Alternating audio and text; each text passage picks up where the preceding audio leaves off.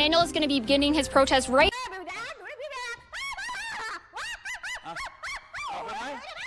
السلام عليكم يا عصابة الرعب، أتمنى أن تكونوا بخير وفي حالة جيدة. من الفتاة التي سكنها الجن إلى الرجل الذي توقف قلبه، سنقدم لكم في هذا الفيديو مشاهد لأشياء مرعبة ومخيفة صورتها كاميرا في بث مباشر ولم يجدوا لها تفسير، فلنبدأ على بركة الله.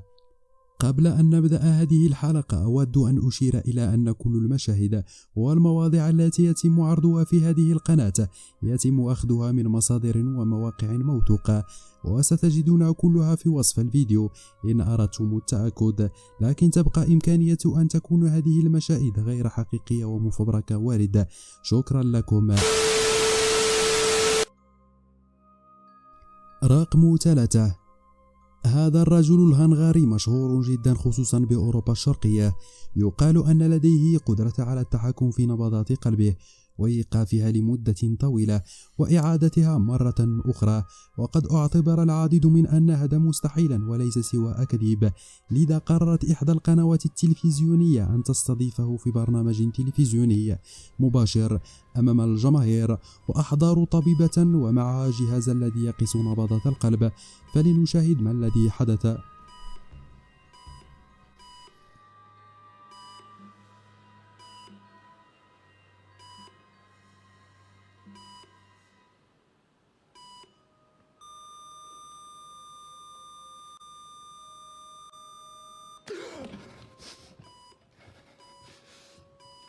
فكما شاهدتم فقد تمكن من إيقاف نبضات قلبه وإرجاعها مرة أخرى، مما جعل الجمهور يصاب بدهشة وخوف.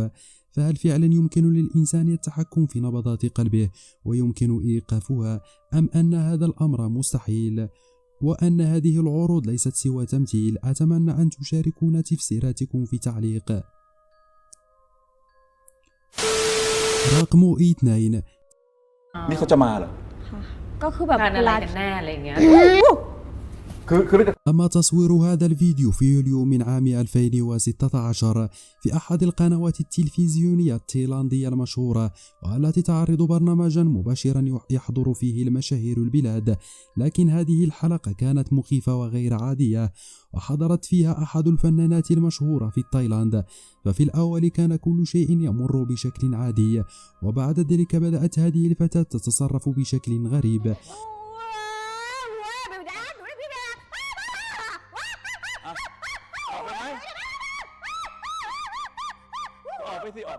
فكما شاهدتم فقد تغيرت ملامحها وبدأت تصدر أصواتا وتتكلم بطرق غريبة، وحسب المصدر فلقد كانت تقول للرجل الذي بجانبها أحضر لي دم الخنزير وترددها عدة مرات. بعد ذلك أحضر الرجل القلادة وبدأ بتقريبها من وجه الفتاة، وبدأت بالصراخ بطريقة غريبة تبتعد عن القلادة وكأنها خائفة من شيء يوجد بداخلها. ولقد اعتبر هذا الفيديو حقيقيا وليس بتمثيل، لأن هذه الفنانة لديها شهرة كبيرة ولا يمكنها الادعاء والكذب، لأنها ستخسر كل شيء.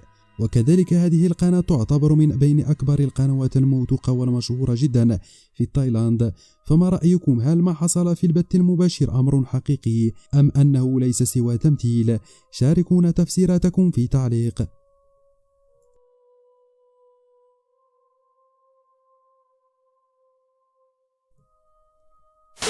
رقم 1. For the first time in more than a month, and while some residents are happy, some are not. And one of those people is Walton County resident and Florida lawyer Daniel Olfeld. يعود هذا الفيديو لشهر ماي من سنة 2020، وتظهر فيه مقدمة برنامج تقوم بتقديم تقرير صحفي لنشرة إخبارية على هواء المباشر بأحد شواطئ الولايات المتحدة الأمريكية. ففي الأول كان البث يمر بشكل عادي، وفجأة شاهدت الصحفية رجلا غريب الشكل يلبس زيا مخيفا، اقترب منها بسرعة وقد قفزت من مكانها بشدة الخوف، وابتعدت عن النطاق تصوير الكاميرا، وأعطت المايك للرجل الغريب الذي كان يطلب منها ذلك. بعد ذلك بدأ هذا الرجل يتحدث بطريقة غريبة، ويقول أنه جاء لهذا المكان لكي يطلب من الناس العودة والبقاء في منزلهم لتفادي فيروس كورونا الخطير، لأن هذا ليس وقت السباحة في الشاطئ. وعندما أدركت أن هذا الرجل لا يشكل أي خطورة استرجعت المايك وأكملت البث المباشر، لكن ظل واقفا خلفها ولم يرد الابتعاد، ولقد كان الأمر مخيفا ومحرجا لهذه الصحفية.